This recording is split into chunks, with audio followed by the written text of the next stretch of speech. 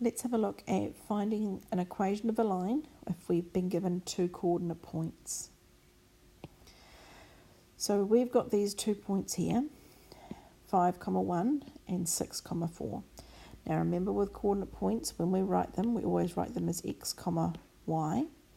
So in this case, I am going to call the first point x1 and y1. And the second point I'm going to call x2 and y2, just so that I know which point is which. So I'm going to now put them on my graph. So the first coordinate, x equals 5, y equals 1. So there's my 5, there's my y is 1, so that takes me to this coordinate point here. Now I'm going to do my second coordinate point, 6, 4, so across 6 and up 4, that takes me to that coordinate point there. So I'm trying to find the line that passes through those points. So step 1, it says calculate a gradient. Okay, so I am going to draw myself a little triangle here. What's it doing? So I need one line coming down. Oh, no, let me go back to the pen. That line doesn't want to work. There, and I'm trying to find that gradient. Okay, all right, so gradient is rise over run. So let's have a look. I've gone across by 1 and I've gone up by 3. So I've got a rise of 3 and a run of 1, which simplifies to a gradient of 3.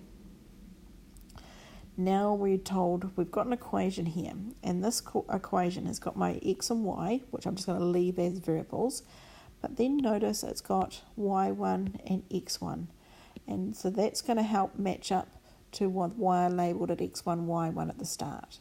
Okay, so I'm going to substitute those points, and I'm going to substitute that gradient that I've already found and put that into the equation. So I'm going to get y take away y1, which is 1, equals m, gradient is 3, bracket x take away, and x1 is 5. Now I need to do a little bit of expanding and rearranging and solving this one, and then I've got my equation finalised. So let's have a look. Y take away 1, expand this one, next one out, 3 times x take away 3 times 5 is 15. So I need to, almost done, the only thing I want to do is I want to take this -1 and move that across the other side. So I'm going to get y equals 3x take away 15, and that -1 moves over and becomes +1. So my final equation, y equals 3x take away 14. And there we have it.